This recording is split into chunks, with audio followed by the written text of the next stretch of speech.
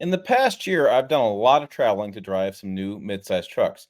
If you recall, I drove this with Jill. This is the GMC Canyon in Asheville, North Carolina. And we also drove this. This is the 2024 Toyota Tacoma.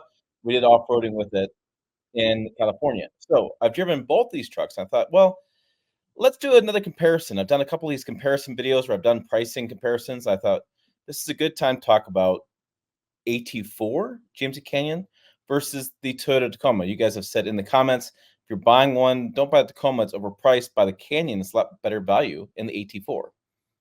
Hmm, hmm. Chin rub time. Interesting thoughts. So let's go ahead and start with the GMC Canyon. I'm going to go to the website here and close the window so I don't lose my brain on trying to do this video and do a good job doing it. So let's go to the GMC Canyon site here. And you can see we have GMC Canyon. We have the top. We have toggles to 2024 and 2023. There's not that many differences in the 2024. They really haven't done a whole lot. So, but I'm going to pull up 2024 GMC Canyon. And we know that every GMC Canyon comes crew cab, short bed. They all come lifted. They all have wider tracks. There really is, I think, you're showing them SLT AT4 Denali AT4X. I'm not going to do the AT4X or here elevation. Excuse me. I'm not going to do the AT4X. So this side is a whole different a ballpark with that thing. But let's go ahead and I just want to scroll down for a minute, give you guys a kind of reminder. Both the Tacoma and the Canyon come with a turbocharged engine. They both have a lot of off-road suspension packages. The Canyon, the AT4, will tow up to 7,700 pounds. The Tacoma tows about 6,500 pounds. You can see some key features starting at 43,000, which is why people wanted the build and price versus Tacoma off-road, because that starts about 41,000. Kind of interesting. We have the diagonal center touchscreen, hill descent control, four-wheel drive with automatic locking rear differential. That's their G80 locker. It automatically locks. Difference between the AT4 and AT4X. The AT4X gets front and rear electronically locking differentials with a push button. So this case, you just have the auto. It has 2-speed transfer case, different drive selectors, and the multi-stow tailgate storage system. That's the one in the bed that pops up a little bit. Looking at the Tacoma, we have 326 horsepower, max torque 465. This is for the hybrid version, which you probably add a couple thousand to the price when it comes out in the spring. Max towing 6,500 pounds. EPA estimated that's the best they can do for the estimation for EPA in this truck was 2126. Makes sense. 8-speed auto, 6-speed manual. So you can get a manual in Tacoma. You can get a different bed length too. You get a 6-foot bed on top of the 5-foot bed. For the Canyon, it's a 10-speed auto. Or no, excuse me, it's an 8-speed revised second generation 8-speed auto. And you have one bed, one selector. So if we're going to start with the Canyon, we'll do the build and price for that first. I was thinking about, yeah, that's fine. Use my zip code. Okay. So get to those screens. So we have some options here. The elevation comes in 2-wheel drive. Everything else comes in 4-wheel drive only. And so the auto AT4 all 4-wheel drive starts at 44,595. So it's interesting how it's always like it starts at 43, but when you go to build and price, the price goes up. I don't know why they do the systems that way. If you guys notice, the last page was like 43 and then it's 44. It's confusing. So here is their exterior in the Summit White. I really like the way the GMC Canyon looks. I think they've done a really good job of making it look different than the Chevy Colorado. I think it stands out. It definitely has a more premium feel to it, which is that premium feel is what GMC's been going for the last couple of years. We have black, solar flare metallic, desert sand, dynamic blue metallic, sterling metallic, deep bronze, that kind of stuff. You know, I'm a sucker for blue, so let's go ahead and put the blue on there. Ooh. I kind of like a darker blue, but that'll work. Wheels. We have 18s or 20s. 18s are standard. Let's say the standard wheels. What are the tires? 265, 65 are 18s. And yeah, they have a 20-inch tire, but 18-inch interior. And so this is going to be some of your differences here. We'll get right into this. The GMC Canyon, there's a couple things stand out to me. We have the vertical like infotainment screen. I can tell you in real life, that screen is actually smaller than you think it looks like in the screen. It actually blends in really well. It doesn't stick out like an iPad kind of screen. It has been controversial because you do have the headlight controls in that screen now. And there has been some questions about what happens if that screen goes blank and doesn't work. Do you lose the capability to use your headlights? I can't find anything that states what to do. So, but yes, it's built in the system. Use a lot of the stuff in the infotainment system for cameras, for some towing information, and to change the headlights. We also have a drive mode selector. It's to the to the left of the steering, or not steering, but the gear selector. The gear selector is on the right hand side, which has always been awkward to me. It seems like those things can be flipped because you're often shifting gears more often. You're changing drive modes, and it seems odd to put it on the passenger side. Personal preference. I do like the GMC Canyon AT4 interior. We have this nice leather that goes on the right hand side, and we have AT4 up in the above the dash. It's kind of blended in into the exterior or interior of the panel there. I can tell you that in person, it looks really good. The lighting looks really good depending on the light, dark or night, or during the day. It just looks really good. Has a really nice premium feel to it. And then we have the GMC logo on the front of the steering wheel, which is they've done throughout their lineup. And then we have the push buttons and things like that. And then you have the controls on the backside of the steering wheel for the channel and for the volume, which I find always really handy. And then we have a small little volume knob on the top and your selectors there. So we'll get into Tacoma here in a minute, but this is the jet black cloth. You can go with a leather, looks like, and you have to add the packages, which is always something they do. If you want to change a leather, you have to change the rear park. You have to add the rear park assist, rear cross traffic braking, and blindstone steering assist. What? And you have to go because it goes to the AT4 premium package. That's that jet black timber perforated leather. So you can see that the leather, the brown leather, is kind of striped in the seats, and they have AT4 kind of printed on the side of the bolster. In real life, that looks really good. It does. We have driver member recall, 6-way front passenger seat, power lumbar, rear seat center armrest, driver seat back pocket, which I think is funny. That you have to the driver seat back pocket is now an option. Whenever that happened, wireless charging, heated steering wheel, ventilated front driver seat, Canyon Safety Plus. So I think a lot of people would select this package for $2,000 more. You have, wireless charger, you have the front passenger, 6-way front passenger seat, you have the cooled seats, you have the rear traffic assist. I think it makes sense. So we're going to go ahead and select that. And then we'll kind of open this up. Seat types. 6-way front bucket seats. So there's no change there.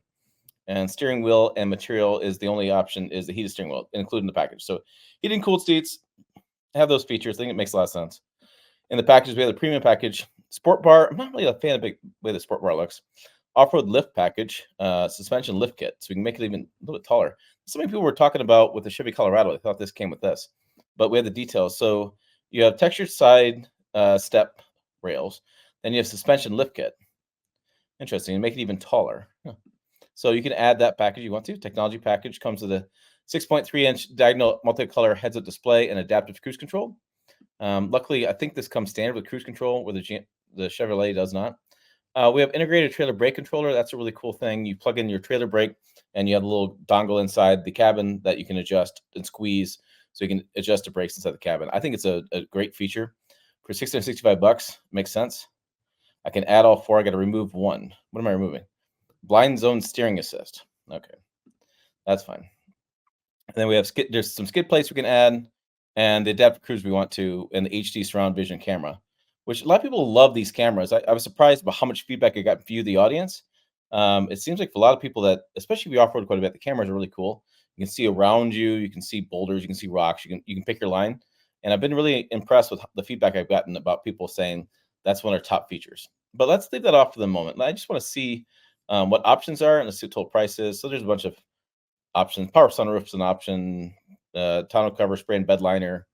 Let's see, cargo box lighting. That's something that needs to be done. I don't know why the Canyon doesn't have cargo box lighting. When I had the Colorado when I was out deer hunting, something I really wanted was cargo bed lighting in there. So let me just skip this for now. Let's go ahead and go to the summary and see what our price is.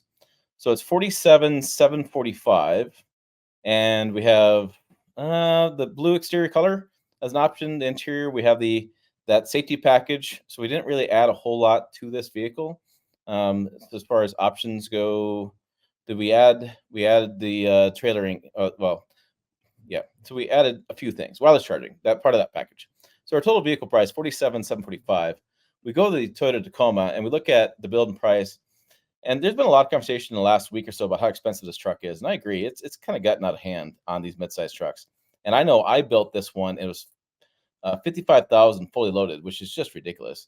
And the problem I have, and people don't understand that video, is that they're only going to build the fully loaded ones to start with. And with Toyota, you cannot actually build and price your truck. People are like, I went to a dealer and built and priced it. I'm like, Toyota doesn't allow you to do that. What the dealer's going to do is just going to sit there and they're going to try to match something coming off the truck or coming in transport or something another dealer has and try to match that stuff up. So cabs and beds, we have the double cab 5-foot bed, or we have a 6-foot bed. So that's kind of nice that in Toyota we have two options. If you select the other option, let's see what the price difference was. It'll load up here in a minute. So we're at 43,295, and now we're at 44,895. So 43,290. So about $1,600, 1,500, somewhere in that range. Let's go back to 5-foot bed. Let's try to do apples to apples best we can.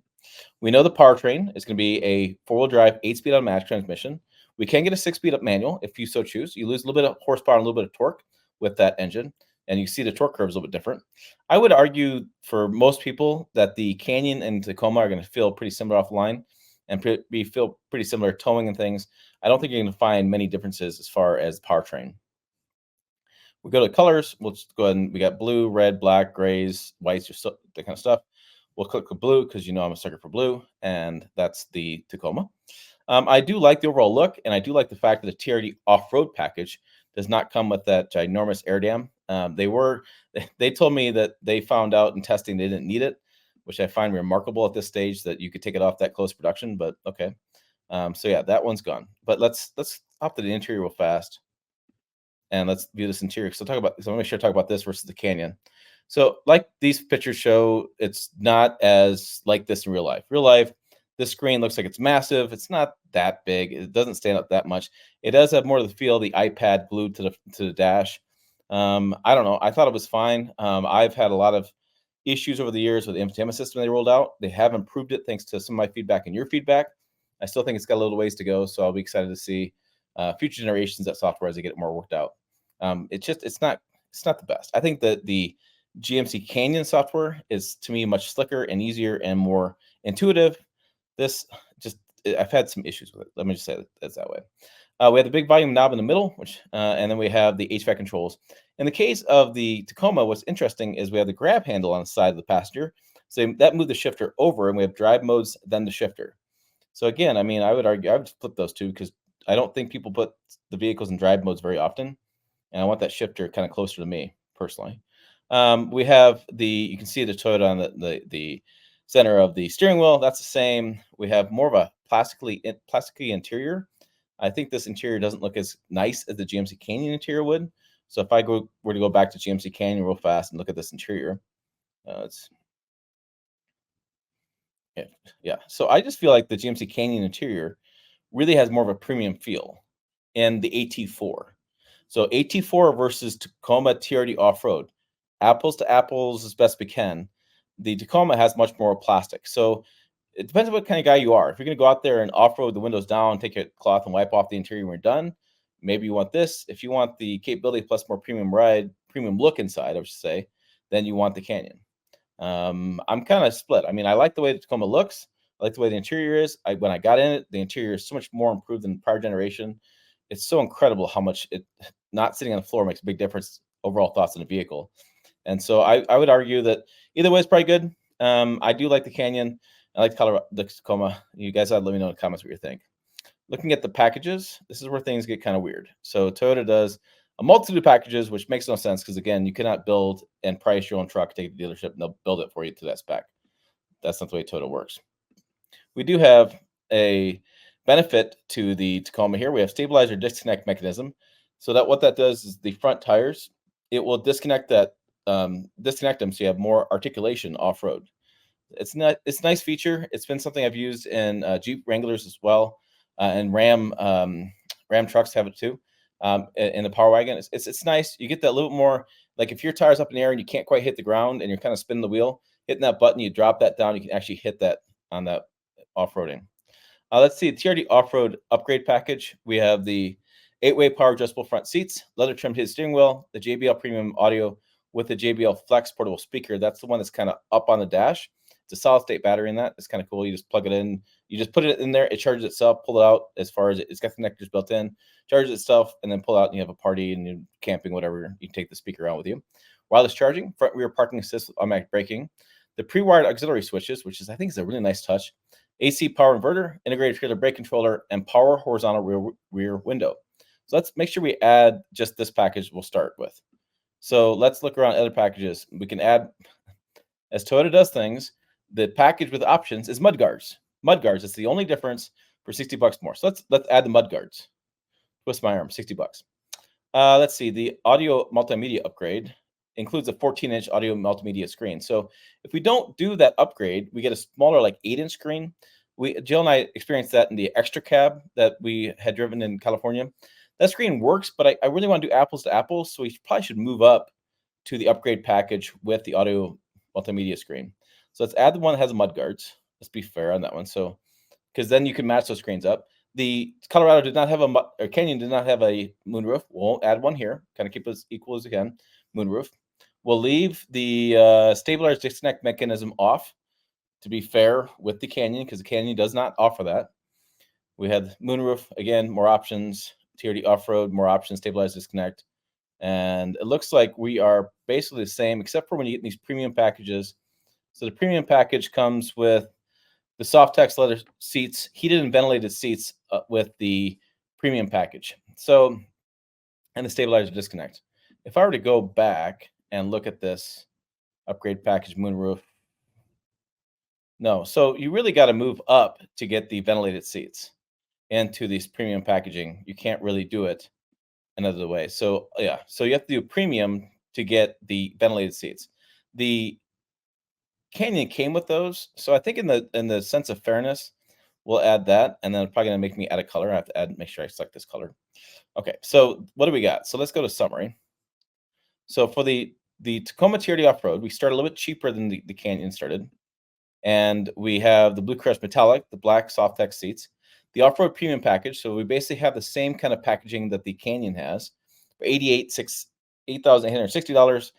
Destination's about the same, 53,255, and in the Canyon, because I've forgotten already, was 47,745. So I mean that's interesting. It's interesting that it's $6,000 difference between these two, and I know there's so-called things that the Toyota tax, where you have to pay more for a Toyota vehicle because it's just the way Toyotas have been for the last couple of decades. People have always bitched to me about, I can go buy a new Tacoma, I can buy it for the price of a used Tacoma. Yeah, I mean they hold their resale value really well. So, you're looking at yeah, about $6,000 difference. Hmm. $6,000 difference. The Canyon tows a little bit more. The Tacoma has a little more options as far as you have to add more stuff to get to the same price point as the Canyon. Power delivery is about the same. Octane level of gas is going to be the same. I don't see any real differences there for the average consumer. It just really comes down to overall looks and which one you want over the other. And then depending on your off-roading, what you need as far as the stabilizer bar, that kind of things. The Canyon has auto four-wheel drive, which is to be more useful for a majority of people. The Tacoma has crawl control, which is really cool, but you got to find the situation to be able to use it. You got to be really stuck or in a situation where you go downhill, whatever you want to use it off-roading. Multi-train select in Tacoma, so it's a little bit more off-road capability software. But you do have the cameras and stuff in both. They both ride really well. I was surprised at the Canyon how well it drove. It does have that high output version of that engine, which I think was always the way to go. The Tacoma has plenty of horsepower and torque.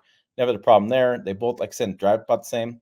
I think fuel economy in real world conditions will be about the same. So to me, it's kind of a toss-up. If you want to save $6,000, GMC Canyon, a little bit nicer interior to me. Looks a little bit better. The Tacoma maybe doesn't look as good, but Tacoma fans will point out that the Tacoma will have longer reliability and better resale value. So it makes it a better actually overall investment than GMC Canyon that doesn't have the same kind of resale value that the Tacoma has. Hmm. Such an interesting toss-up. What do you guys think? Put your comments down below. Also check out the videos over here, website too, pickuptrucktalk.com. And the forum over there, check out the forum. I'm hoping to get over 100 fans. Pretty soon we're at 90. So you could be the next one. Get us over 100. Check it out. As always, thanks for watching. I will see you down the road.